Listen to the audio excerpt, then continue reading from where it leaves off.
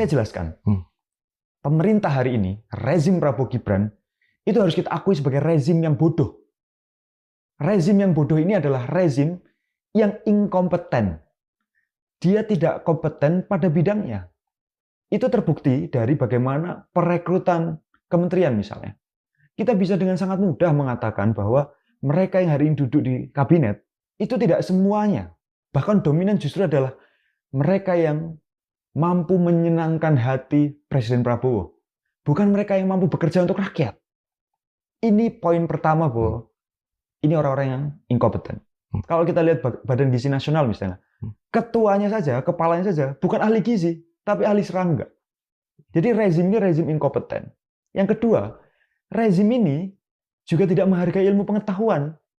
Berapa banyak ahli gizi kita yang masih tidak mendapatkan pekerjaan layak. Sementara di Badan Gizi Nasional justru diisi oleh Polri.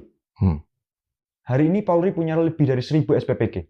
1.700. 1.700 SPPG. Pertanyaan saya, apakah Polri itu tidak punya pekerjaan lain? Apakah maling sudah tidak ada?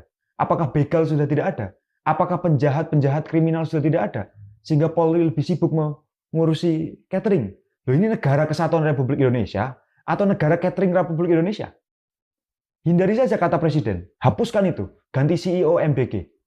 Kalau memang Presiden hanya menjadi pelaksana daripada memberi makan bergizi gratis. Itu pun kami kritisi, Bang.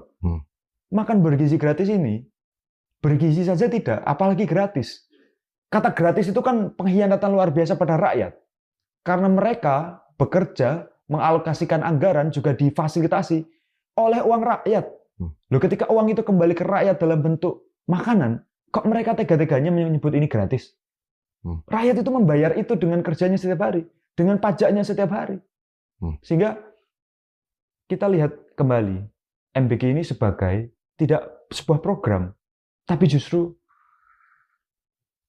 proyek yang begitu jahat. Satu SPPG, Bang, per tahun itu bisa punya laba 1,8 miliar. 1,8 miliar. Itu satu SPPG.